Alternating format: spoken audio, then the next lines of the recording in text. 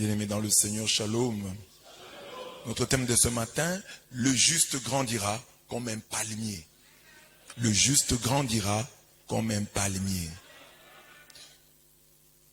Il nous a été inspiré par le verset 40 de la lecture de l'évangile du jour, Luc 2, 40, où on dit que Jésus grandissait, s'est fortifié et se remplissait de sagesse, et la grâce de Dieu était sur lui. Ah, Jésus grandissait. Dieu est né pour grandir. Donc Dieu lui-même grandit. Il a accepté de grandir. Et pourquoi pas toi? Pourquoi pas moi? Nous devons grandir. Dans la première lecture, Saint Jean s'adresse aux pères, mais aussi aux jeunes gens et aux petits enfants. Le mot enfant, contenu dans ces deux textes, nous a suggéré le thème suivant. Dans la première lecture, Jésus qui est enfant, qui grandit. Dans la première lecture, on nous parle de l'enfant, petits enfants, jeunes gens, parents. J'ai pris enfant dans la première lecture, j'ai dit voilà, l'enfant est appelé à grandir. Quand un enfant ne grandit pas, ça inquiète ses parents. Le mot enfant contenu dans ces deux textes nous a suggéré le thème suivant. Le juste grandira comme un palmier. Comme nous le savons, il est tiré du psaume 92, 13 à 16. Le juste grandira comme un palmier. Il poussera comme un cèdre du Liban, planté dans les parvis du Seigneur. Il grandira où? Dans les parvis du Seigneur, dans la maison de Dieu. Il grandira dans la maison de notre Dieu. Et quand un juste grandit comme un palmier, planté dans les parvis du Seigneur, même quand il vieillit, il fructifie encore. La vieillesse ne le rend pas inutile. La vieillesse le rend, il devient comme le vin. Plus il est vieux, plus il est bon. Alors quand toi tu vois dans ta vie que plus tu grandis, plus tu te détériores, plus tu deviens mauvais, alors il y a un problème. Parce que on dit le juste vieillissant, il fructifie encore. Il est comme le vin. Plus il est vieux, plus il est bon. Il garde sa sève et sa verdeur. Malgré l'âge qui avance, le juste qui grandit comme un palmier, dans les parvis du Seigneur, dans la maison de notre Dieu, garde sa sève et sa verdeur. Pour annoncer, pourquoi il garde sa jeunesse? C'est pour annoncer, le Seigneur est droit. Pour annoncer qu'il n'y a pas de ruse en Dieu. Qu'il n'y a pas de ruse en Dieu. Que Dieu ne fera pas avec nous le malin. Que Dieu ne va pas nous jouer des sales tours. Dieu ne nous joue pas des sales tours. C'est ça on dit, on dit, il garde sa sève et sa verdeur. Pour annoncer, le Seigneur est droit, pas de ruse en Dieu, mon rocher. Ça c'est le psaume 92, 13 à 16. Le chrétien justifié qui ne grandit pas scandalise. Quand tu es chrétien et que tu ne grandis pas, quand au lieu d'avancer, tu recules. Quand au lieu d'avancer, tu fais du surplace, tu deviens un scandale. Tout celui qui ne grandit pas, si tu ne peux pas dire, c'est la fin de l'année, nous sommes à la fin de l'année, l'avant-dernier jour de l'année, et voilà les lectures. Est-ce que tu as grandi cette année?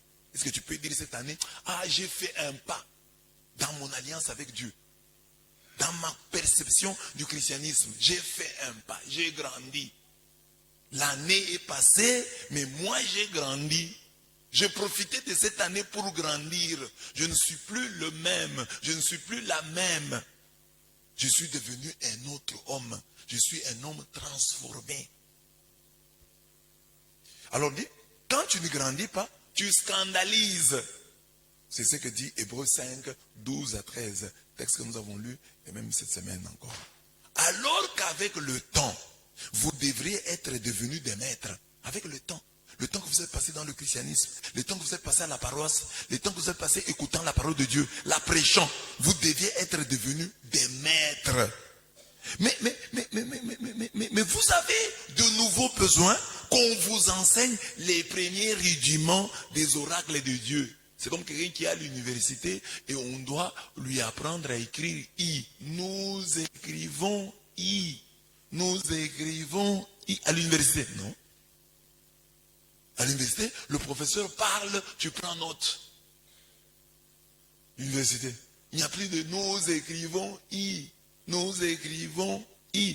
Nous, le père est virgule, la mère est virgule, et tous les enfants qui forment la famille. Ça, c'est déjà fini. Tu dois grandir. Un petit bébé ne fume pas la pipe. À l'université, si on chante ça à l'université, vous allez refuser. Hein? À l'université, on voit ça. À l'université, l'uniforme. On dit porter l'uniforme. Distance, fixe. Distance, fixe. Vous allez refuser. Non, non, nous sommes déjà à l'université. Alors, pour l'université, tu sais, nous sommes déjà à l'université. Ah, nous sommes mais dans les choses de Dieu, tu es à l'université ou à l'école maternelle. Tu n'as même pas commencé à marcher. Tu n'es même pas né. Donc, tu vas dire, ah, c'est comme ça que j'étais. Donc, tu regardes le vieil homme là, tu ris. Ah, c'est comme ça que tu faisais les choses. Hein? Tu vois ton film là de l'année passée, tu ris. C'est comme ça que je me comportais. Non, non, j'ai grandi.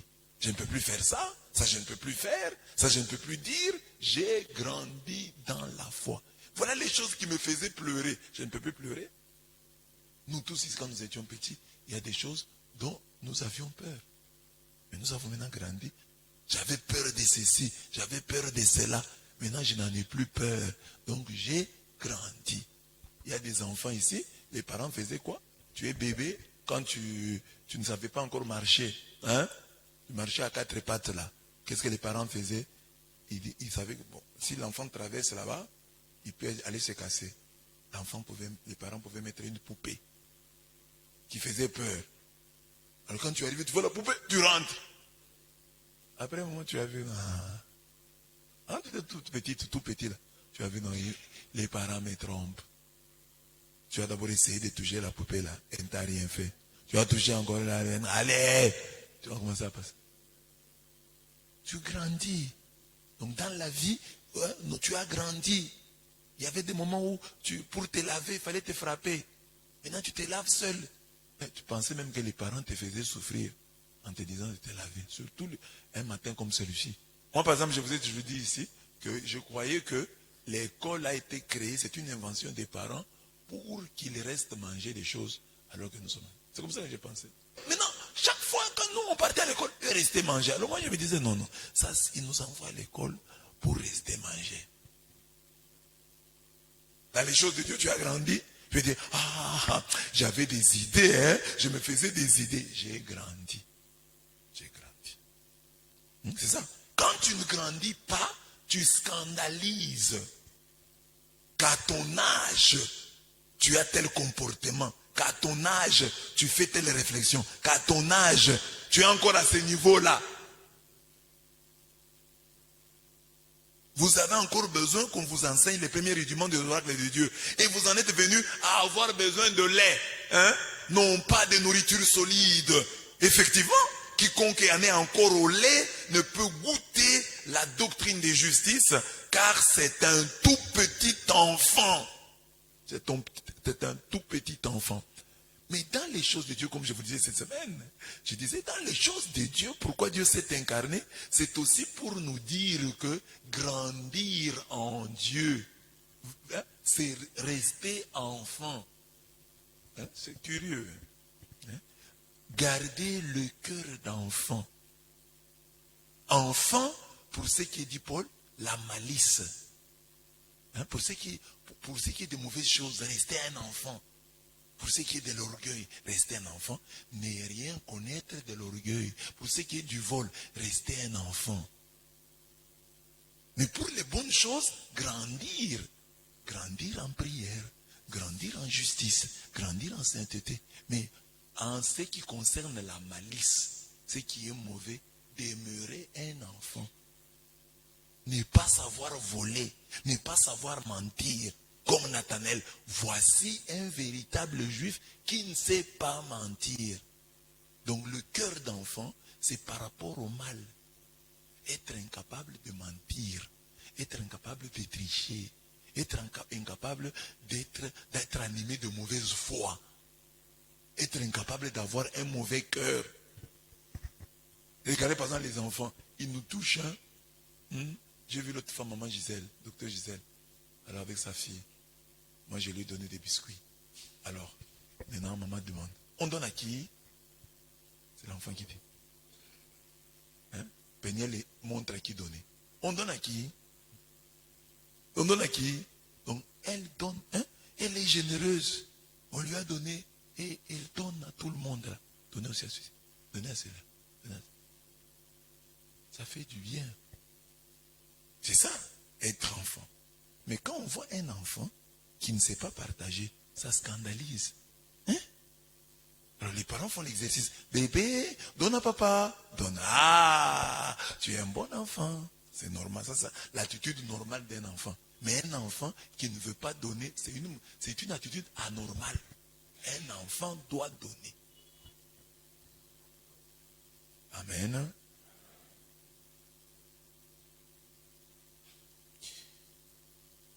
Alors, quelles interpellations pouvons-nous tirer de cette croissance du juste?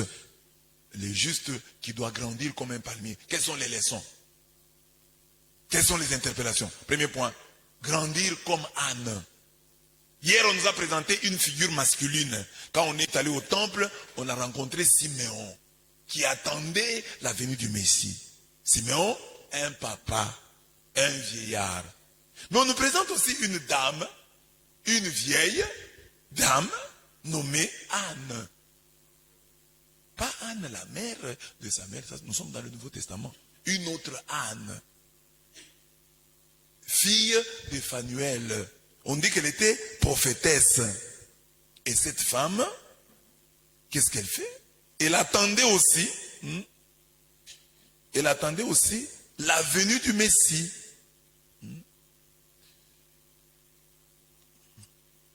Alors on dit, il y avait une femme prophète, Anne, fille de Phanuel, de la tribu d'Asser.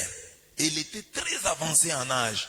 Donc, elle n'a vécu dans le mariage que 7 ans. Anne, 7 ans au mariage. Quand on écrit ce texte, elle a 84 ans. Donc, elle est restée combien d'années? Faites 84 ans. Bon, enfin, on va calculer parce que je ne sais pas à quel âge elle s'est mariée. Mais au moins 7 ans de sa vie, parce qu'on ne connaît pas l'âge du mariage, mais elle est restée 7 ans dans le mariage. 7 ans seulement. Et son mari est mort. Et elle est restée veuve tout le temps là. Dans le jeûne et la prière, elle était au temple. Le texte dit, elle ne quittait pas. Elle ne s'éloignait pas du temple. Anne, 7 ans seulement de mariage. Son mari meurt. Elle reste. Elle dit, comme mon mari est mort, je vais aller me réfugier au temple. Je ne veux plus m'éloigner du temple. C'est ça qu'on attend des veuves. Quand on a des veuves à l'église, qu'elles soient les plus engagées, le plus données à Dieu, les plus consacrées de toutes les femmes. C'est curieux de voir que dans une église, vous trouvez des veuves, mais qui travaillent moins pour Dieu que des femmes mariées. C'est un scandale. La veuve doit avoir comme modèle Anne, fille de Phanuel. Après 7 ans de mariage, elle a consacré toute sa vie au service du Seigneur. Elle ne s'éloignait pas du temple. Le texte est très beau. Elle ne s'éloignait pas du temple, servant Dieu jour et nuit dans le jeûne et la prière. Servant Dieu dans le jeûne et la prière. Quelle est la réputation que nous avons? Les veuves que nous avons ici à l'église, elles ont une réputation d'être des femmes de prière et des femmes de jeûne. Comme Anne. Non, cette maman jeûne beaucoup. Cette maman prie beaucoup. C'est elle qui prend toute la charge de l'église ici. C'est elle qui prie pour toute l'église. Quand vous voyez quelque chose, une grande onction chez notre prêtre là, chez notre pasteur, c'est grâce aux prières de cette veuve. Elle prie vraiment, elle se réveille la nuit, elle prie pour l'église. C'est elle, l'ange de cette église. Mais les gens ne le savent pas. C'est elle qui porte cette église, spirituellement. C'est elle. Ce que vous voyez là, ce sont ses prières. Si nous avons échappé à tel danger, c'est grâce à elle. Anne, fille de Phanuel. Elle était fort âgée en âge, après avoir, depuis sa virginité. Parce que ça on ne dit pas, depuis sa virginité. Ça c'est quel texte? Ça c'est un autre texte qui dit depuis sa virginité. Ici on ne dit pas. Il était avancé après 7 ans de mariage. Il demeura veuve, elle était arrivée à l'âge. Ici on ne dit pas. Ici on dit, elle était fort avancée en âge, et après avoir, depuis sa virginité, vécu 7 ans avec son mari, elle était restée veuve. Parvenue à l'âge de 84 ans, elle ne quittait pas le temple, servant Dieu nuit et jour, dans le jeûne et la prière. Il y a des mamans ici qui n'ont jamais jeûné véritablement, faire un jeûne comme ça, même pour ses propres enfants. Faire un jeûne, observer un jeûne. Alors, cette femme arrive, quand on présente Jésus au temple, et elle dit, et elle louait Dieu et parlait de l'enfant à tous ceux qui attendaient la délivrance de Jérusalem. C'est une femme exceptionnelle, Anne. Elle se marie vierge, 7 ans après, elle devient veuve, et ce jusqu'à l'âge de 84 ans. Elle avait une alliance avec le Seigneur. N'ait jamais quitté le temple et servir le Seigneur jour et nuit dans le jeûne et la prière. Rien d'étonnant qu'avec une telle alliance, une telle vie, une telle connexion, elle puisse voir, identifier facilement le Messie. Alors nous avons des problèmes parfois. Nous n'arrivons pas à identifier nos grâces. Pourquoi? Parce que nous n'avons pas une vie de prière et de jeûne. Comment tu sauras que cet appel, c'est l'appel de ma vie? Parce qu'on peut t'appeler. C'est comme une dame, une journaliste, raconte-elle pas le numéro de maman Denise, et un numéro l'appelle comme ça. Rachel, Rachel Kitty, ça dit Kitty. Donc elle était comme ça, elle ne connaissait pas le numéro de maman Denise. Alors comme on voit souvent, il y a des appels, quelqu'un t'appelle un numéro inconnu. Tu peux rejeter, c'est un dérangement. Mais ce jour-là, elle décroche, et au bout du fil, maman Denise. Donc comment tu sauras que cet appel est important? Si tu n'es pas dans la prière, comment tu sauras que cette offre c'est pour toi? Parce que tu peux voir une offre là, on dit voilà on va engager les gens, mais tu négliges. Mais quel est l'esprit qui t'aidera à découvrir que cette offre ici c'est pour toi? C'est l'offre de ta vie. Qu'est-ce qui te permettra de voir que cet homme qui te fait la cour, ne le laisse pas partir, c'est lui l'homme de ta vie? Comment tu sauras si tu ne pries pas? Anne identifie le Messie parce que c'était une femme connectée, branchée. C'est ainsi qu'elle a des facilités. Dès que le Messie arrive, il dit c'est lui. Elle loue Dieu et elle dit des choses sur cet enfant. Mais toi tu n'as pas de connexion. Comment tu sauras? Pas de vie de jeûne, pas de vie de prière. Tout le temps manger. Tout le temps manger. Je rencontre beaucoup de catholiques comme ça. Mais c'est l'abbé, j'ai vu votre enseignement sur les jeûnes là. Mais je n'ai jamais jeûné dans ma vie, depuis que je suis né. Comment est-ce que je peux jeûner? Ah, tu as quel âge? Oh, j'ai 42 ans. 42 ans, tu n'as jamais jeûné. Et le carême, tu fais quoi? Ah, le carême là, le carême. Jeûne. Le jeûne te rend léger et rend ton âme, ton esprit, ton âme légère, ton esprit léger. Tu peux maintenant voler vers la transcendance, vers Dieu. Mais quand tu manges, ton esprit, ton âme descendent bas. Regardez les gens, quand vous êtes souvent, vous ne jeûnez pas. Vous avez des idées saugrenues, des choses qui vous arrivent, qui vous passent par la tête, vous êtes vous-même vous êtes étonné. Comment ça peut m'arriver comme ça? Manque de discipline spirituelle. Quand vous ne jeûnez pas, toutes les pensées mauvaises là vont vous habiter et vont vous hanter, vous déranger sérieusement, au point que vous allez finir par céder à la tentation. Donc, elle est pour nous, Anne est pour nous un appel divin à grandir dans la discipline sexuelle. Et il parle aux vierges. Anne parle aux vierges, Anne parle aux mariés, Anne parle aux célibataires, aux veufs et aux veuves en leur criant. Le sexe n'est pas l'absolu. On peut s'en passer. Moi, je n'en ai vécu que 7 ans. Après 7 ans, moi, Anne, j'ai vécu comme si ça n'existait pas. Comme si ce n'était pas un problème. Le sexe donc n'est pas l'absolu, nous dit Anne. On peut s'en passer. Mais elle ajoute un élément important. Il n'y a de vraie chasteté sans Dieu. Il n'y a pas de vraie chasteté sans Dieu, sans lutte. Ne peuvent grandir comme Anne que ceux qui, comme elle, vivent en présence de Dieu, luttant dans la prière, luttant dans le jeûne, luttant dans le service.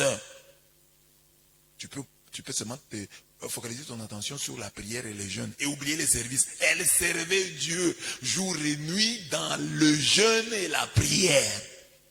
Elle, on ne dit pas dans la prière et le jeûne, dans le jeûne et la prière. Cette discipline sexuelle est aussi le gage de la longévité. Tu veux vivre longtemps, sois aussi discipliné sexuellement. La longue vie et la bonne fortune ne logent pas seulement dans le vœu d'anniversaire. Longue vie et bonne fortune, les jours de ton anniversaire, on te dit ça. Mais toi-même, tu es indiscipliné sexuellement. Tu vas mourir vite. Mais bien dans une vie chaste et pure, tu veux vivre longtemps et bien. Ah, garde-toi, sois discipliné. Les paroles du psaume 92 s'appliquent bien à Anne. Le juste grandira comme un palmier, il poussera comme un cèdre du Liban, planté dans les parvis du Seigneur. Il grandira dans la maison de notre Dieu, vieillissant et fructifiant encore. Il garde sa sève et sa verdeur pour annoncer le Seigneur est droit. Pas de ruse en Dieu, mon rocher. Pour grandir ainsi, il faut vivre ces paroles devant ta face, débordement de joie. À ta droite, éternité de délices. Il faut trouver sa joie dans le Seigneur. Psaume 16, 11. Il faut être content en sa présence. Mieux vaut un jour en tes parvis que 1000 à ma guise. Rester au seuil dans la maison de mon Dieu qu'habiter la tente de l'impie. Psaume 84, 11. Le vainqueur, j'en ferai une colonne dans le temple de mon Dieu. Il n'en sortira plus jamais. Et j'égraverai sur lui le nom de mon Dieu et le nom de la cité de mon Dieu, la nouvelle Jérusalem qui descend du ciel de chez mon Dieu. Et le nom nouveau que je porte. Apocalypse 3, 12. Donc, mes bien-aimés, il faut aimer le temple, aimer la présence de Dieu, aimer rester à la prière. Je le disais encore hier. La promesse F. Fais de l'Éternel tes délices. Et qu'est-ce qu'il fera? Il te donnera ce que ton cœur désire. Les choses de Dieu, il faut les aimer. Dieu est amour et il ne se laisse séduire, il ne se laisse interpeller que par ce qui est fait avec amour.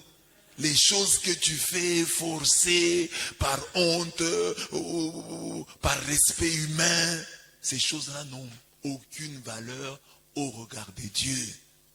Dieu est amour, il ne se laisse interpeller que par ce qui est fait par amour. Et ça, je vous interpelle toujours, je dis encore hier. Beaucoup de gens, vous passerez des années devant Dieu sans être bénis à cause de cela. Parce que la promesse F demeure. Fais de l'Éternel tes délices. Et qu'est-ce qu'il fera? Il te donnera ce que ton cœur désire. Mais si tu ne fais pas de l'Éternel tes délices, tu ne trouves pas ta joie en lui. Tu le sers à contre-cœur. La Bible me dit, Dieu aime celui qui donne avec joie. Dieu aime celui qui se donne avec joie. Parce que Dieu sonde les reins et les cœurs. Tu ne peux pas les tromper. Hein. Tu peux tromper ton mari que tu l'aimes. Tu peux tromper ta femme que tu l'aimes. Tu ne peux pas tromper Dieu que tu l'aimes. Tu ne peux pas tromper. C'est impossible. Parce qu'il sonde les reins et les cœurs. Ton mari peut se contenter d'une parole. Ta femme peut se contenter d'un geste. Mais Dieu sonde les reins et le cœur. Tu ne peux pas les tromper. 2. Grandir dans le pardon. Là c'est 1. Grandir comme Anne. dans la discipline, dans le jeûne, la prière, dans le service de Dieu, dans le parvis du Seigneur. Et là, ça te permet, ça ouvre tes yeux. Tu identifies facilement ta grâce. Tu ne laisses pas, tu ne craches pas sur ta grâce. Beaucoup de gens ont craché sur leur grâce parce que il leur manquait cette connexion à Dieu. Il y a des mamans ici, quand Fachi était ici, jeune, il a fait la cour à certaines mamans qui sont ici. Qui le sait? Tu n'as pas identifié ta grâce? Ah non, quelqu'un est ici. 2. Grandir dans le pardon. Pour être le juste qui grandit comme le palmier, il faut connaître et vivre le mystère du pardon. Je vous écris, petits enfants, parce que vos péchés vous sont remis par la vertu de son nom. Dieu vous a pardonné. 1 Jean 2, 12, première lecture. En effet, c'est lui ou celle qui sait pardonner, qui se sait pardonner, qui se sait pardonner. Pardonner, participe. Corrigez là-bas. Celui qui se sait pardonner, enlevez le R, mettez l'accent, grandit merveilleusement bien. Quand dans ta vie tu es convaincu que Dieu t'a pardonné, c'est ce qu'il dit. Je vous écris, petits enfants, parce que vos péchés vous sont remis, vos péchés vous sont pardonnés. Alors, celui qui se sait pardonner, celui qui sait qu'il est pardonné, va grandir merveilleusement. Je parlais hier du sentiment de culpabilité. Qui nous rend, qui vient de Dieu. Il y a une différence entre le sentiment de culpabilité qui vient de Dieu et celui qui vient du diable. Celui qui vient de Dieu t'aide à aller de l'avant. Celui qui vient du diable te pousse à reculer. Alors celui qui sait que Dieu lui a pardonné avance. Il comprend mieux que quiconque ces paroles du Christ. Ses nombreux péchés lui sont remis parce qu'elle a montré beaucoup d'amour. Jésus parlant de la mérophore. Mais celui à qui on remet peu montre peu d'amour. Regardez Paul, quand il a compris que Dieu lui a pardonné ses crimes, ses grands péchés, il a pu servir Dieu, il a pu grandir vite dans la foi. Luc 7, 47. Le pardon de Dieu, bien compris, ne nous rend pas seulement reconnaissants, il nous rend aussi pardonneurs. Quand Dieu nous pardonne, le pardon de Dieu nous rend bons. Il n'y a que les démons que les pardons ne rendent pas bons. Mais quand tu es bon, le pardon va te rendre meilleur. Ah, il m'a pardonné. Malgré ce que j'ai fait, je change ma vie. Mais il y a des gens, tu pardonnes, ça le tue, ça l'abîme. Tu te dis, mais il ne fallait pas pardonner. Alors, tu vas voir si tu as un bon cœur. C'est quand tu ne craches pas sur le pardon. Cet homme m'a pardonné, cette femme m'a pardonné, mon mari m'a pardonné, ma femme m'a pardonné. Alors je change. Mais les méchants, elle m'a pardonné, je vais faire davantage. Je vais faire pire encore. Alors c'est la même chose. Quelqu'un qui sait que Dieu lui a pardonné. Ah, Dieu m'a pardonné. Non, je dois vivre autrement. Je dois me donner à ce Dieu qui m'a pardonné. Serviteur méchant, donc le pardon doit nous rendre pardonneurs. Serviteur méchant, toute cette somme que tu me devais, je t'en ai fait remise. Parce que tu m'as supplié, ne devais-tu pas, toi aussi, avoir pitié de ton compagnon, comme moi j'ai eu pitié de toi? Matthieu 18, 32 à 33. Grandissons-nous bien. Toi qui dis chaque jour, pardonne-nous nos offenses, comme nous pardonnons aussi à ceux qui nous ont offensés. Mais tu as du mal à pardonner. Et il n'y a même pas des gens à qui tu pardonnes d'avance. Il faut, quand tu es chrétien, tu as des gens à qui tu as déjà pardonné d'avance. Celui-ci, je lui ai déjà pardonné d'avance. Grandissons-nous bien. Nous qui nous confessons difficilement et irrégulièrement. Tu vas entrer dans la nouvelle année avec tes vieux péchés, hein? Le pardon de Dieu et des hommes est-il en train de nous gâter? ou de nous rendre meilleurs. C'est ma préoccupation, mes bien-aimés. J'ai dit, mais quelle est cette foi en Jésus-Christ? Quelle est cette religion qui ne nous rend pas meilleurs? La foi en Dieu, au Dieu de Jésus-Christ, doit nous donner un bon cœur. Les chrétiens doivent être identifiés, surtout par leur bon cœur. C'est ça qu'on doit dire d'un chrétien. Si on dit de toi chrétien, tu es méchant, c'est un scandale. Comment quelqu'un qui dit qu'il croit en Jésus-Christ, qu'il a accueilli Jésus-Christ dans sa vie, il a un mauvais cœur, il est méchant. Vous avez vu, par exemple, hier, j'ai publié sur les photos de notre cantine, là, de notre brocante. Alors, il y avait des gens qui étaient là, quelques-uns, pour dire merci, c'est bien, papa réparation.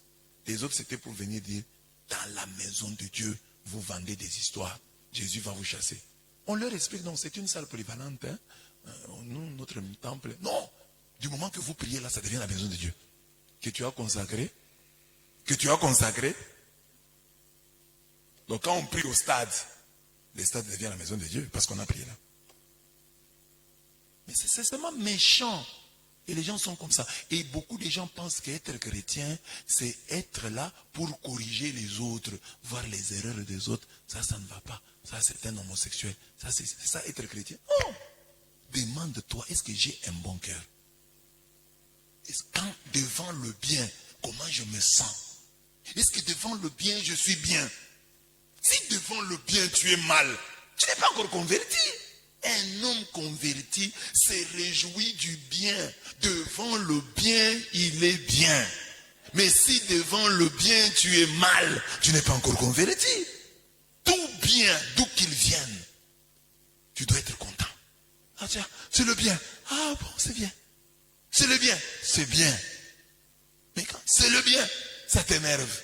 Quelqu'un qui s'habille bien, ça t'énerve. Quelqu'un qui prie, ça t'énerve. Quelqu'un qui chante pour Dieu, ça t'énerve. Tu n'es pas encore converti, quel que soit le conteneur de prière que tu as. J'ai donné ici l'exemple de Maître Lambert, candidat à la députation nationale, du côté des Ngandangé. Et il voit, on montre la photo de l'église de Inabanza, hein, arrangée par docteur Mitéo, qui est aussi candidat.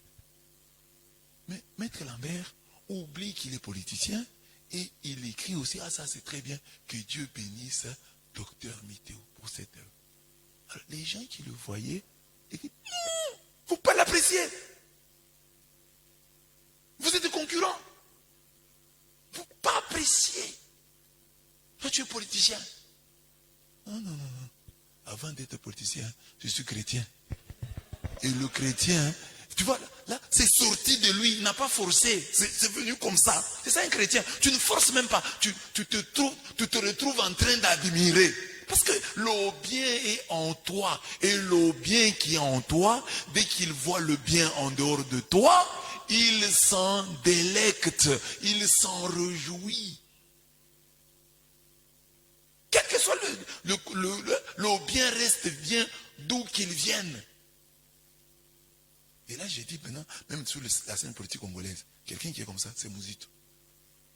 Mouzito, non. Hein? Je ne sais pas comment il n'a pas beaucoup de succès.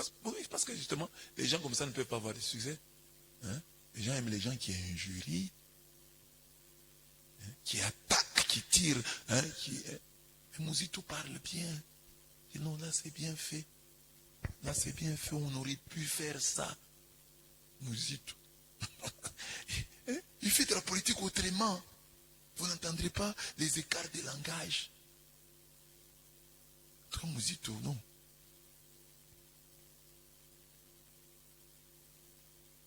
Et même quand il doit critiquer, tu sens qu'il est réservé. Je ne sais pas comment il a eu ça où.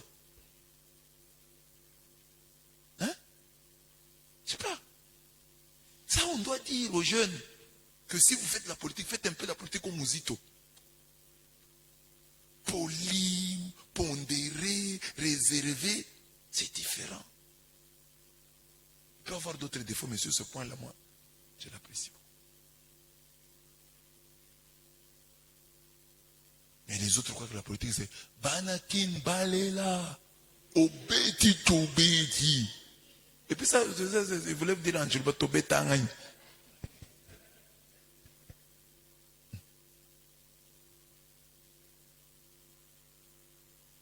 Amen.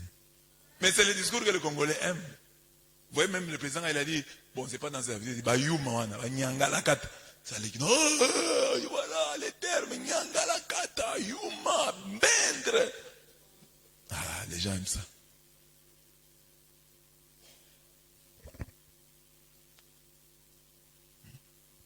Le pardon de Dieu et des hommes est-il en train de nous gâter ou de nous rendre meilleurs? La reconnaissance envers Dieu pour son pardon devrait faire de nous des hommes dont l'action de grâce se nomme joyeux service.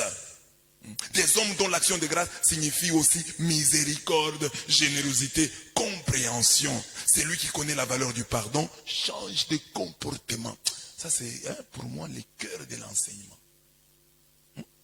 Donc, ton action de grâce, au lieu de dire action de grâce, je vais donner à Dieu l'argent. Action de grâce, non, non, ton action de grâce doit devenir miséricorde. Depuis que Dieu m'a pardonné, je suis devenu plus miséricordieux. Je suis devenu plus généreux. Je suis devenu plus compréhensif. C'est ça l'action de grâce. Ton cœur est devenu plus... Comme Dieu m'a pardonné, je deviens plus compréhensif. Comme Dieu m'a pardonné, je deviens plus généreux. Comme Dieu m'a pardonné, je deviens plus miséricordieux. Je comprends les gens. Comme je vous donne toujours l'exemple de Monseigneur Mbombo. Quand on a décidé de renvoyer un séminariste, il va lever la main. Il dit, est-ce que nous avons fait tout ce que nous devions faire pour le sauver? Ah non, Monseigneur, il a volé, comment on va faire? Non, oui, il a volé.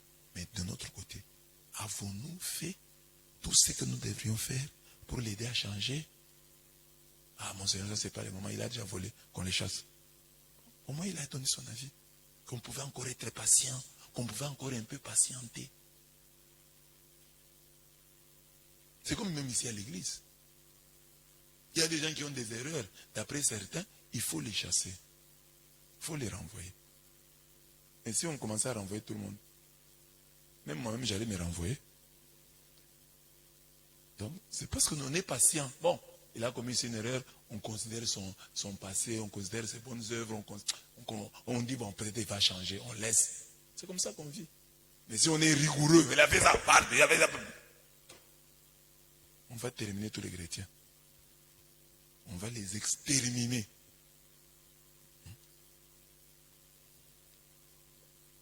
Celui qui connaît la valeur du pardon change de comportement et il grandit. Donc le pardon de Dieu, le fait que Dieu ait remis tes péchés, le fait que Dieu te pardonne constamment, doit provoquer en toi le changement. Comme un garçon. Il voulait épouser une fille. Alors sa famille s'élève. Non, la fille ici n'est pas vierge. La fille ici n'est pas ici. La fille... Alors, il leur pose la question, mais moi, votre frère, vous savez si je suis vierge ou si je ne suis pas? Non, ça, c'est pas le problème. Mais lui, cette fille-là, est-ce qu'elle est vierge? Moi, votre frère, je ne mérite pas une vierge. Moi, j'ai abîmé beaucoup de filles d'autrui. Il faut moi aussi que j'épouse une fille déjà abîmée, parce que moi, j'en ai abîmé beaucoup. Mais tu peux trouver un garçon, un des viergeurs, mais qui cherche une vierge. Après avoir déviergé les filles d'autrui, toi tu cherches encore une vierge. Et tu vas la trouver où? Dans celle que tu as déviergée ou dans les autres? Il faut te dire, non, non, moi je ne mérite pas ça. Moi je mérite ça. Non, non, non, ça va, ça va. La religion, la foi doit nous rendre, doit nous donner, doit nous rendre bons, doit nous rendre meilleurs. Et c'est ça le scandale. Je vous donne tous des exemples. Quelqu'un vient à l'église, son téléphone sonne, le voisin le gronde, le curé le gronde, le protocole le chasse. Fatigué, découragé, il va prendre un verre dans un petit bistrot là. Il prend son verre et à un moment, il est distrait, il casse le verre. Mais dans le bar, on ne le chasse pas. On lui cherche un autre verre. Et on l'encourage, on dit non, ça arrive. Le dimanche prochain, il vient à l'église ou il va dans le bistrot?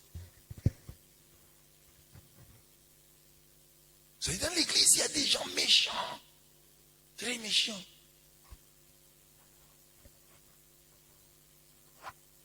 Et le fait qu'on sert un Dieu rigoureux peut nous pousser, on sert un Dieu saint, peut nous pousser à oublier que ce Dieu saint-là est un Dieu miséricordieux. Alors nous tous, nous allons vouloir jouer son rôle. Il faut imposer la discipline de ce Dieu-là. Nous devenons les bras séculiers de Dieu. Les saints offices. Voilà. Vous ne respectez pas Dieu. Voilà.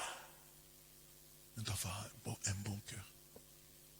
Et on doit, les enfants doivent faire, ah maman aussi, maman même, même si on dit, votre bon cœur est exagéré. C'est ça la critique qu'on doit faire à un chrétien. Il exagère dans la bonté, il exagère dans la miséricorde. Il a pardonné encore. Ah. C'est comme je disais à un chimou, j'ai dit voilà, l'année prochaine on fait ceci. Pour la brocante, on dit chaque année, on dit qu'on commence la brocante au mois de janvier. On met en stock, on paye des histoires. Maintenant, je me dis, avec vous, si on paye les histoires, là, vous n'allez pas résister à la tentation de distribuer. Donc, si on trouve les histoires, on doit les garder ailleurs. Parce qu'elles sont chez vous, là, vous allez les distribuer. Donc, un peu ça, on devrait le dire de chaque chrétien, que lui, il va tout donner. Maman exagère, papa exagère, la grande soeur exagère. Toi ne peux pas t'emprunter de l'argent. Les gens ne peuvent pas te rouler. Les gens ne peuvent pas te mentir. Toi, tu votes tout. Tu es très fort. Il y a un problème.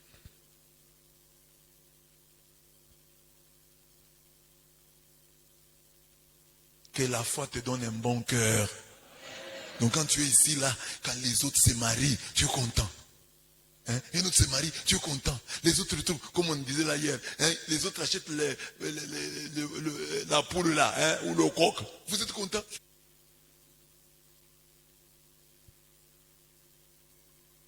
Amen. 3. Grandir dans la connaissance de Dieu. Je vous ai écrit, petits enfants, parce que vous connaissez le Père. Je vous ai écrit, Père, parce que vous connaissez celui qui est dès le commencement. 1 Jean 2, 14a. Grandir dans la connaissance de Dieu, c'est d'abord avoir ce souci de Moïse lorsque Dieu le choisit et l'envoya. Voici, je vais trouver les Israélites et je leur dis. Voici, je vais trouver les Israélites et je leur dis, le Dieu de vos pères m'a envoyé vers vous. Mais s'ils me disent, quel est son nom? Que leur dirai-je? Exode 3:13. Grandir dans la connaissance de Dieu, c'est aussi rencontrer soi-même Dieu et être capable de dire à celui qui nous a parlé de lui, ce que les Samaritains dirent à la Samaritaine. Ce n'est plus sur tes dires que nous croyons. Nous l'avons nous-mêmes entendu et nous savons que c'est vraiment lui le sauveur du monde. Jean 4, 42. Bien aimé, regardez ici. Donc, Moïse, Dieu l'envoie. Dit, va leur dire que le Dieu de vos pères. Dit, papa, si je vais là-bas, ils me demandent quel est le nom de ce Dieu, qu'est-ce que je vais leur dire? Donne-moi ton nom. C'est vrai, tu m'es apparu. C'est vrai, tu m'envoies. Mais je dois connaître ton nom. Et Moïse avait ce souci-là, d'entrer toujours dans des nouvelles dimensions. Et quand Dieu lui donne le nom, il demande à Dieu, montre-moi ta gloire.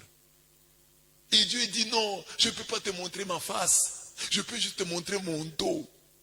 Moïse avait cette soif-là. C'est ça même connaître Dieu. Connaître Dieu, c'est sentir, c'est savoir, prendre conscience qu'on ne le connaît pas et qu'on doit le connaître parce qu'il est infiniment grand et nous sommes infiniment petits. Alors, connaître Dieu, c'est ne jamais cesser de le connaître. Toujours chercher à le connaître. Tu ne me chercherais pas si tu ne m'avais pas trouvé. À Dieu, quand on le trouve, la preuve qu'on a trouvé Dieu, c'est quand on le cherche. Quand quelqu'un ne cherche plus Dieu, c'est qu'il ne l'a jamais trouvé.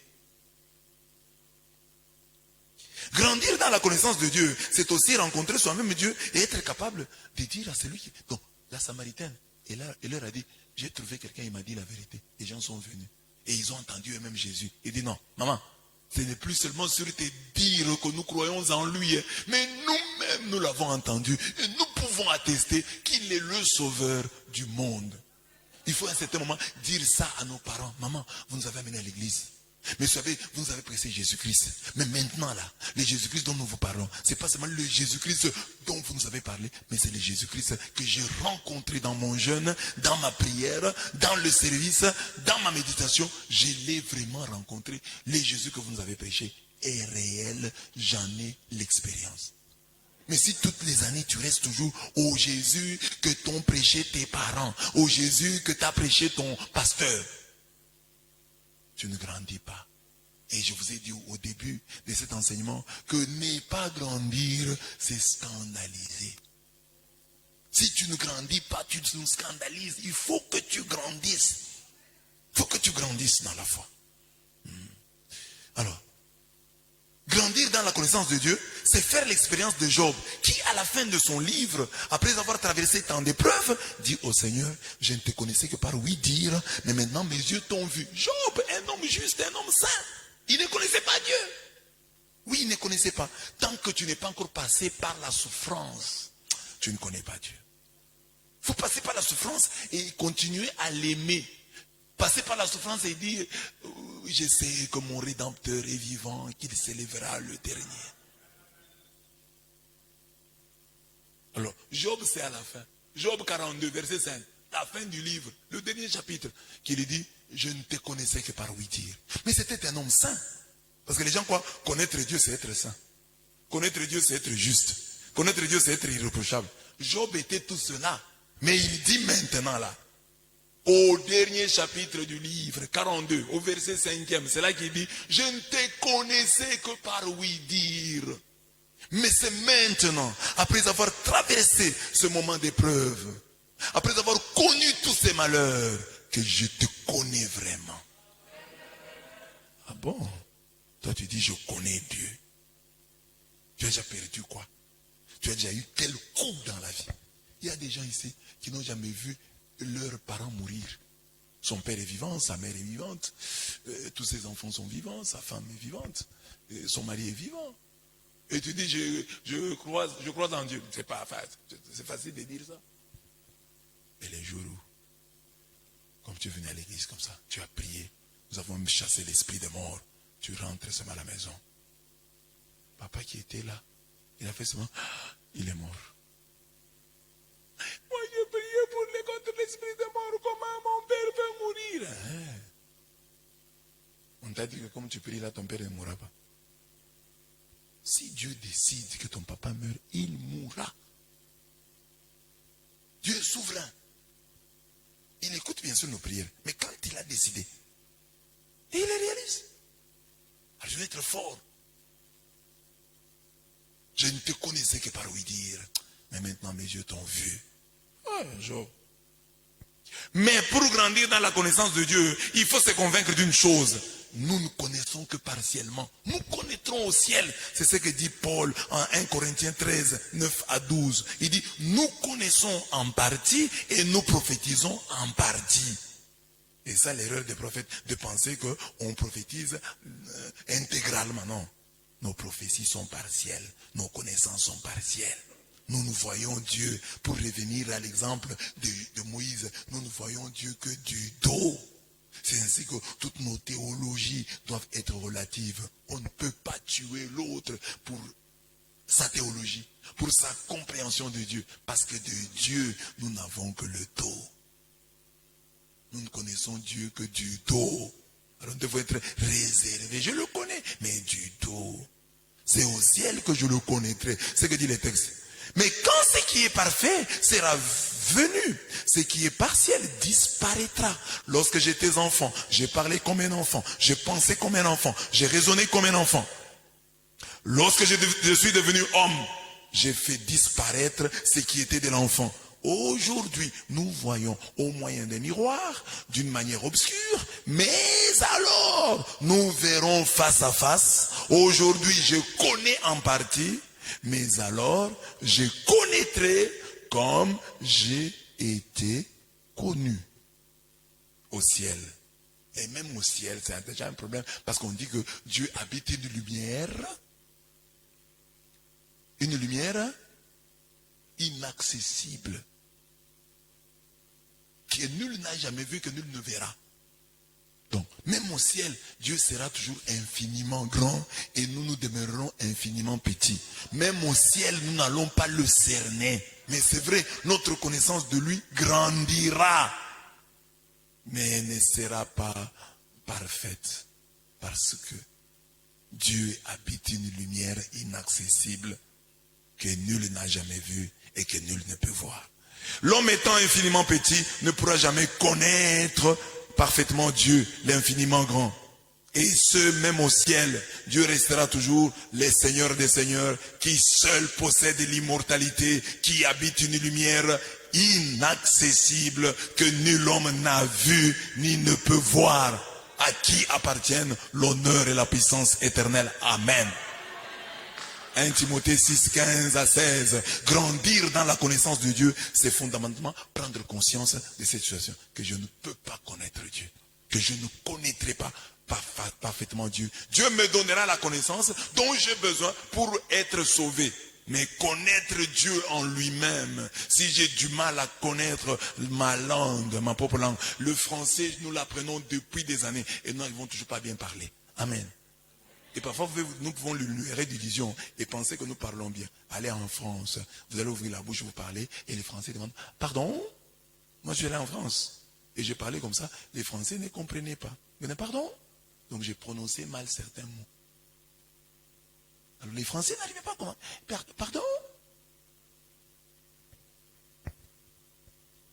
C'est leur langue. C'est leur langue. Donc, si les langues, nous ne les connaissons pas, si les hommes, nous ne les connaissons pas. Est-ce que tu connais? Tu me connais? Vous ne me connaissez pas. Je suis capable de vous surprendre agréablement. Je suis aussi capable de vous surprendre désagréablement. Donc, on ne se connaît pas. Alors, si l'homme qui est ton vis-à-vis, tu ne le connais pas, que dire de Dieu? Il y a des femmes ici qui sont étonnées quand elles apprennent que le mari que tu as là, il a une autre femme. Ah, maman, ils ont le même nombre d'enfants que ceux que tu as à la maison là avec lui. Tu connaissais ton mari? Moi, je connais mon mari. Pour mon mari, je peux mourir. Maman, tu peux mourir pour ton mari. Tu le connais. L'homme que tu vois là, il est capable d'opérer sans trace.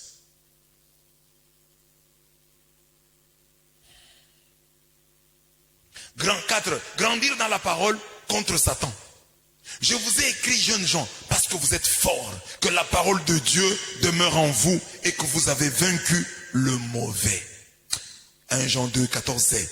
Comme nous le savons, Jésus a vaincu le diable par la parole. Nous ne le vaincrons que par cette même voie. À chaque il est écrit, invoqué par Satan, il répondait par un autre, il est aussi écrit. Matthieu 4, 1 à 11. Pour vaincre Satan, un chrétien doit être versé dans les Écritures, comme Apollos, Acte 18, 24. C'est pourquoi la parole de Dieu doit demeurer en nous dans toute son abondance. Que la parole du Christ habite parmi vous abondamment. Instruisez-vous et exhortez-vous les uns les autres en toute sagesse, par des psaumes, par des hymnes, par des cantiques spirituels, chantant à Dieu dans vos cœurs sous l'inspiration de la grâce. Je suis en train d'analyser la première lecture. Je vous ai écrit, jeunes gens, parce que vous êtes forts. Vous êtes forts, que la parole de Dieu demeure en vous et que vous avez vaincu le démon. Vous êtes forts comment? Si vous lisez la parole de Dieu, si vous la méditez. Et si vous la méditez, qu'est-ce qui va vous arriver? Vous allez vaincre le diable. Parce que Jésus n'a vaincu le diable que par la parole. Il est écrit, il est aussi écrit. Un chrétien qui a grandi dans la parole, c'est celui qui tremble d'amour chaque fois que Dieu lui parle. C'est lui sur qui je porte les yeux. C'est le pauvre et l'humilié, celui qui tremble à ma parole. Qu'une parole sorte comme ça, tu la négliges. Non, mais ça a dit ça par hasard. Et mais ça a dit ça pour dire. Non! Comment cette parole est sortie? Elle pouvait sortir. Elle pouvait ne pas sortir. Ou elle pouvait sortir et moi ne pas la capter. Elle pouvait sortir sans capter, sans attirer mon attention. Mais elle est sortie. Parce que tel que nous venons ici, bien-aimés, nous préparons beaucoup de choses. Mais certaines choses que nous avons préparées ne sortent pas. Certaines choses que nous n'avons pas préparées sortent. Mais alors, pourquoi telle chose est sortie quand toi tu étais là? Et qu'elle est sortie comme elle est sortie et que tu l'as entendue comme tu l'as entendue? Dieu doit être derrière ça. Jacques 4,4, les versets qu'on nous lisait, nous, quand on venait de croire. L'amour du monde est inimitié contre Dieu. Celui donc qui veut être ami du monde se rend ennemi de Dieu. Nous, on nous a répété ça quand on venait de croire. Jacques 4,4. Mais les chrétiens d'aujourd'hui, c'est Matthieu 7,7. Mais nous, on nous répétait Jacques 4,4. Celui qui est ami du monde est ennemi de Dieu. Jacques 4,4. Ami du monde, ennemi de Dieu. Ami du monde, ennemi de Dieu. La mondanité du chrétien, c'est note sur 4 points. Le sexe, l'argent, le pouvoir et les fêtes. En leurs 3 compartiments, manger, boire et danser. Tu veux savoir si tu es mondain? Regarde, quelle est ta relation vis-à-vis du sexe? Toutes ces choses, le sexe dans le mariage, c'est une bonne chose. L'argent, c'est une bonne chose. Le pouvoir, c'est une bonne chose. Les fêtes sont une bonne chose. Mais quand ces choses-là te séparent de Dieu, te séparent de tes frères, t'empêchent de prier Dieu, t'empêchent de te consacrer à Dieu, ça te plonge dans la mondanité. Tu deviens un chrétien mondain. Tu deviens une mondaine. Par exemple, pour le premier point, le sexe. Que le mariage soit honoré de tous. Et les lits nuptiales sans souillure, car Dieu jugera fornicateurs et adultères. Il y a des papas là qui sont mariés. Quand tu es marié, tu as une relation avec une autre femme, qu'elle soit mariée ou non, c'est l'adultère. La fornication, c'est pour des gens qui n'ont pas d'engagement. Dès qu'il y a un marié dans une relation sexuelle, c'est adultère. Mais quand les célibataires, les gens qui n'ont pas, ça c'est la fornication. Mais dès qu'un célibataire a des relations avec une femme mariée, adultère. Dès qu'une femme mariée a des relations avec un célibataire, adultère. Dès qu'une célibataire a des relations avec un homme marié, adultère. Quand tu vas te confesser, tu dis, j'ai commis l'adultère. C'est-à-dire, j'ai détruit le mariage. J'ai abîmé le mariage d'autrui.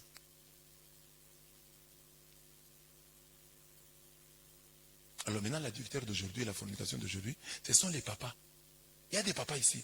Nous sommes sur les réseaux sociaux pour prêcher, pour annoncer l'évangile. Mais il y a des papas, ton mari, qui est sur les réseaux sociaux pour faire la cour aux filles. Dès qu'il voit une fille en ligne, bonjour. Bonjour.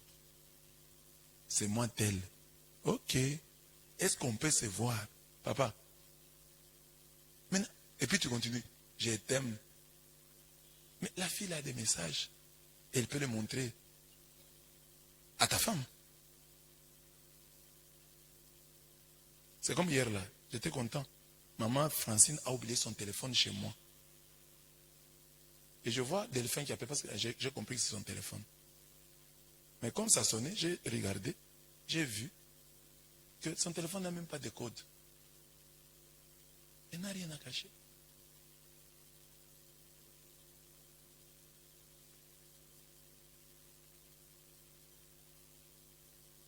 Toi, tu es papa.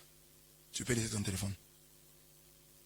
Les papas qui peuvent laisser leur téléphone comme ça, est-ce qu'ils sont venus ce matin à l'église?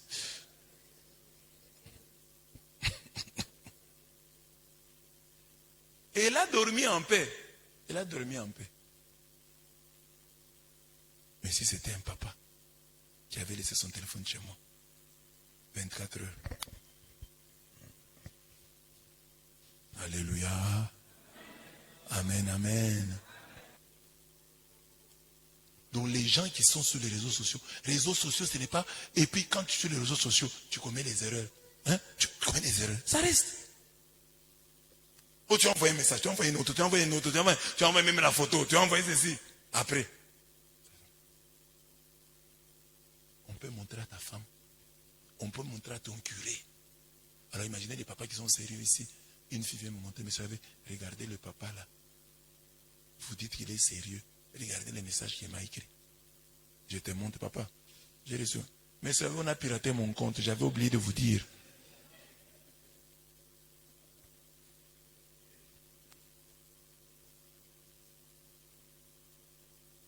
C'est ça les mondains. Tu as déjà une femme, repose-toi, papa. Trouve ta joie dans ta femme. Et là, tout ce dont tu as besoin. Contente-toi. C'est ça déjà, quand tu vois que je suis capable maintenant de me contenter de ma femme, c'est bien. Et je vois que j'aime ma femme, c'est bien. Et je vois que je supporte ma femme, ça va, je suis bien. Je ne suis pas mondain. Mais quand tu as ta femme, et que les autres femmes sont une préoccupation pour toi, tu ne dors pas. Il t'arrive même d'oublier d'appeler ta femme par le nom de la fille de la paroisse. Que le mariage soit honoré de tous et les lunes nuptiales sans souillure, car Dieu jugera fornicateur et adultère. Nul ne peut servir 2 maîtres. Ça c'est par rapport au sexe, par rapport à l'argent. Nul ne peut servir 2 maîtres. Ou il haïra l'un et aimera l'autre. Ou il s'attachera à l'un et méprisera l'autre. Vous ne pouvez servir Dieu et l'argent. Les chrétiens chiches. Les chrétiens qui ne savent pas dépenser pour Dieu. Ces chrétiens-là sont ici dans cette cadre. Sont des mondains. Mondain, ce n'est pas seulement celui qui prend la bière. Mondain, c'est celui qui est attaché à l'argent.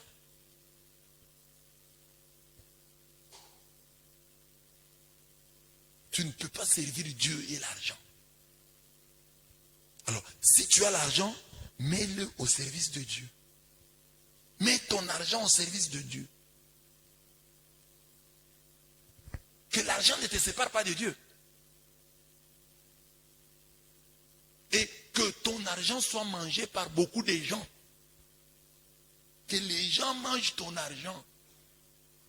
Quand tu as beaucoup d'argent, c'est pour en faire bénéficier beaucoup de gens. Tu t'as donné beaucoup d'argent pour que beaucoup en bénéficient. N'attends pas le temps, l'heure de la campagne. Là, il y a la campagne électorale. Maintenant, tu commences à nous donner un peu. Non. On va manger ça. Et c'est ce qu'on a fait. Mais oui. C'est-à-dire, l'argent, tu dois nous donner avant. Avant la campagne, tu nous donnes, il n'y a pas de problème. Puis après, pendant la campagne, tu peux aussi nous soutenir un peu. Mais pas nous donner seulement pendant la campagne. On va prendre, on va manger, on ne va pas voter pour toi. Parce que nous avons découvert que tu es un égoïste. Et puis, j'ai déjà expliqué ici, les gens qui ont un peu d'argent, c'est facile vraiment d'aider les gens. C'est parce que vous n'avez pas seulement la bonne foi. Imaginez, vous allez, Maître Pascal essaie à payer un ballon de chemise usagée, des draps. Il y en a qui étaient même restés là. Donc, et les pantalons, et les robes. Mais la plus réussie des ballons, le plus réussi, c'était celui des chemises. Il y avait de belles chemises. Mais on a donné aux gens ici.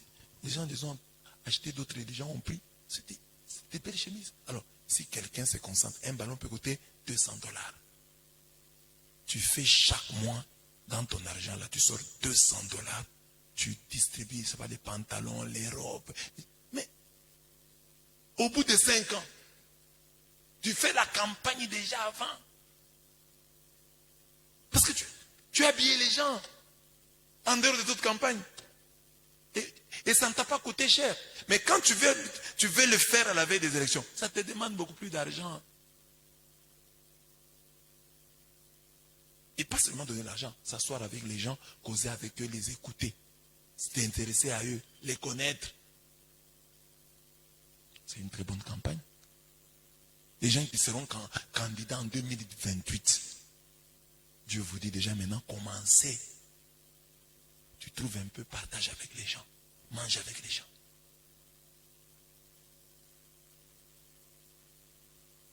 Et puis, si tu organises, nous avons fait ça avec les mamans. Un jour, j'avais $150. J'ai seulement pris, maman préparait à manger. On a préparé à manger, on a préparé un pioche, on a acheté des assiettes. On a fait le tour ici en Bougemaï. On a donné aux gens. On arrivait à des endroits comme ça, on s'arrête, on trouve un pauvre, on lui donne à manger. On a donné aux gens, les gens ont mangé. Les restes, on est venu les laisser ici à l'orphelinat. Donc, $150.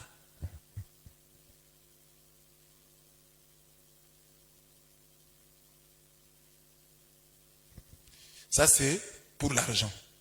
Mondain par rapport au sexe, mondain par rapport à l'argent, mondain par rapport à la permissivité. Hein? Tout est permis, mais tout n'est pas utile. Tout est permis, mais tout n'édifie pas. Grandir dans le monde sans être du monde. Est-ce que moi, je dois danser ça?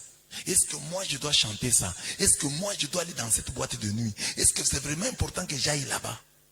Est-ce que je dois aller, c'est un deuil, mon frère est éprouvé. Est-ce que je dois passer la nuit à ce deuil? Compte tenu de ce qui se passe la nuit au deuil là, est-ce que je dois y aller?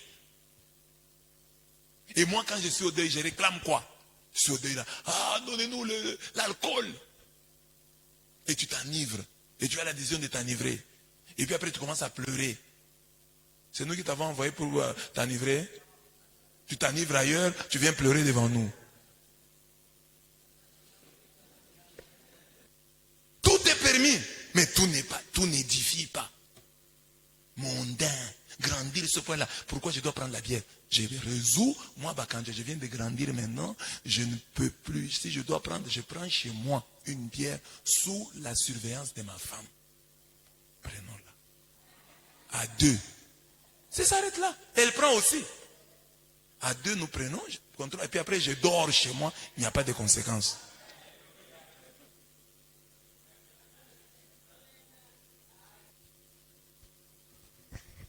Tout m'est permis, mais tout n'est pas utile. Tout m'est permis, mais je ne me laisserai asservir par quoi que ce soit. C'est comme ici, je vois les filles de la paroisse. Une fille de la paroisse, collation, mariage. Et c'est pas quel événement.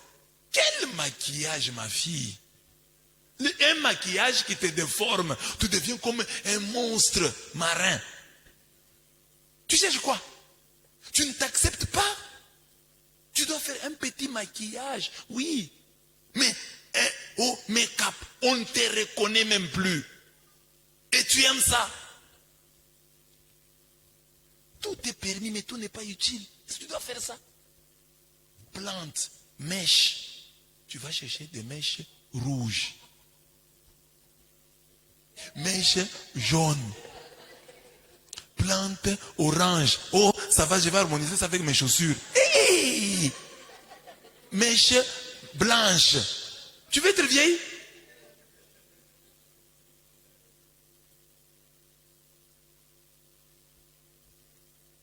Tout est permis, mais tu veux dire, non, non, ça doit aller avec mes cheveux, ça doit aller avec ma tête, c'est pas que j'exagère. Dès que tu passes quelque chose, tu es vraiment remarquable. Pourquoi? Maquillage discret, habillement discret. Et puis je vois parfois des filles ici. Hein? Vos parents font quoi? Tu peux porter. Tout m'est permis. Tout n'est pas utile.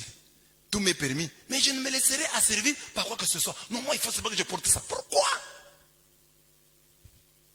Et puis toi, tu connais ton corps. Tu peux dire, non, moi, avec un corps comme ça, je peux porter des histoires trop moulantes comme ça. Il faut que je porte des histoires discrètes. Ça, c'est moulant là. C'est pour mon mari en chambre. Si tu veux le mouler ou le mouiller ou le couler, va porter ça en chambre. Mais pas pour le public. Tu es encore mondaine. Quand tu portes ça, et puis tu sais bien que ça va provoquer des problèmes. Quand tu vois les gens courir, tu dis, aujourd'hui ils vont sentir. Ce papa ici, quand tu viens là, il va se retourner. Je suis sûr qu'il va se retourner. Comme j'avais dit, tout mon prophète.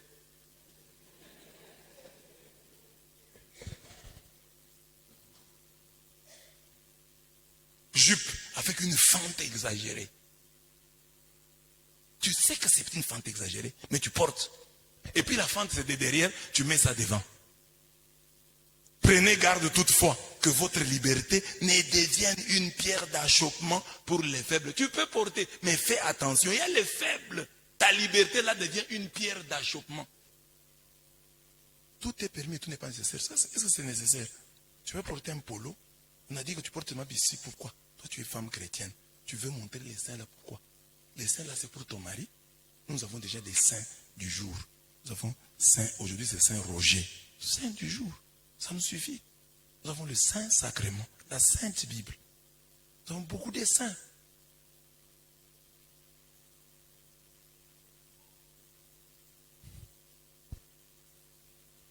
grandir dans le monde sans être du monde. C'est pas parce que toutes les femmes le font que moi aussi je dois le faire. Les femmes le font. Est-ce qu'elles ont la même foi que moi? Elles ont la même alliance que moi avec Dieu? Notons un détail important sur la mondanité. Le chrétien cesse d'être mondain lorsqu'il se comporte très bien en ces 4 domaines. Les 4 domaines-là.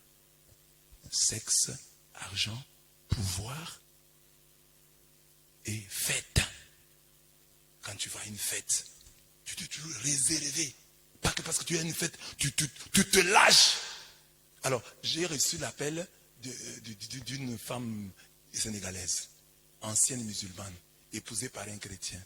Elle me dit, monsieur l'abbé, moi je suis devenu catholique, je suis devenu chrétien. Je trouve que c'est un bon message. Mais mon mari avec ses amis, c'est vraiment le monde. Ils aiment les boîtes, ils aiment la bière, aux cigarettes, aucune discipline. Même moi qui viens de l'islam, j'ai honte à leur place.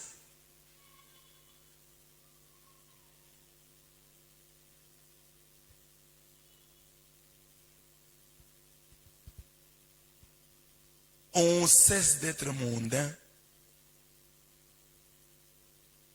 lorsque sa vie de prière et sa consécration au service de Dieu et du prochain ne font que grandir. Mais si tu ne fumes pas, tu ne bois pas, tu t'habilles bien, et tu n'es pas dans les femmes, tu n'es pas dans les hommes, tu es libéré de la cupidité. Mais quand, pour ce qui concerne le service de Dieu, tu n'es pas engagé, tu es mondain. Parce que tout le temps, c'est ton travail, toi. J'ai expliqué ici, les candidats qui étaient ici, députés provinciaux, députés nationaux, on les a vus, mais certains jours, ne pas venir à la messe. Ils sont allés dans leur campagne. Mais quel est le jour où vous battrez la campagne pour Dieu? Il y en a qui ont fait le porte-à-porte. Bonjour bien-aimé, bonjour. Moi, c'est le candidat numéro 33. J'ai un projet de société pour vous. Je vais améliorer vos conditions d'existence. Mais est-ce que tu peux faire le porte-à-porte pour Jésus? Tu entres dans cette parcelle, tu entres dans cette parcelle, tu veux. Hein? Par exemple, il y a des gens qui ont terminé l'année. L'année se termine demain. Tu as gagné même une âme à Jésus, mais tu as gagné l'argent, tu as gagné la faveur, tu as gagné des habits, tu as gagné des chaussures. Une âme. Tu peux dire, cette personne, je l'ai gagnée à Christ. Je l'ai amenée à Jésus. Une seule. L'année se terminée. Hein? Alors, tu es mondain quand le service de Dieu, tu négliges. Et quand tu es capable de t'engager pour ta propre campagne. Mais le service de Dieu, tu négliges. Le service de Dieu, tu négliges. Tu veux gagner une voix. Que quelqu'un vote pour toi. Mais tu ne te bats pas pour que quelqu'un vote pour Jésus-Christ. Alors, tu l'as fait. Fais-le aussi pour Dieu. Tu es mondain si tu ne sers pas Dieu. Tu es mondain si tu n'as pas de vie de prière. Vous savez, tu dis, je n'aime pas, je ne suis pas dans la boisson, je ne suis pas dans les femmes, je ne me maquille pas exagérément, je m'habille généralement bien, je m'habille décemment. Très bien. Mais le service de Dieu. Quand tu es tout le temps au service de ton ventre, au service de ta famille, mais le service de Dieu, tu négliges. Tu es mondain. Tu es mondain. Que cette parole nous interpelle ce matin. Que nous puissions grandir comme un palmier. Grandir comme Anne, cette femme qui servait Dieu jour et nuit dans le jeûne et la prière. Grandir dans le pardon. Dieu nous a pardonné. Rendons-lui grâce pour cela.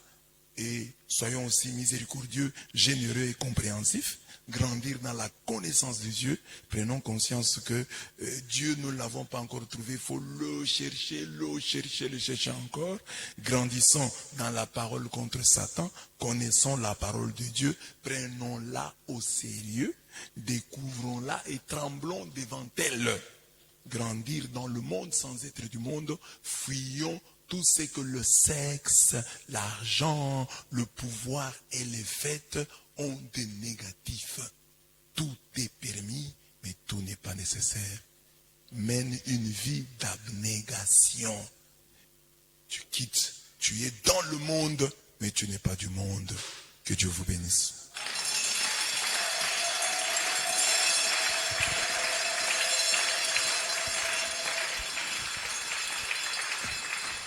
La maman qui a écouté la parole de Dieu, la jeune fille qui a écouté la parole de Dieu, c'est seulement aujourd'hui, là, comme tu as écouté, là, tu vas à la maison, tu dis, quelles sont mes jupes qui ne sont plus décentes? Tu les prends, tu les dégages. Quels sont les habits qui ne me conviennent plus? Tu les dégages. Ça, je ne peux plus porter. J'ai écouté la parole. Mais si tu écoutes, ah non, ça, je vais commencer à porter. Je ne vais pas amener à l'église, je vais amener ailleurs.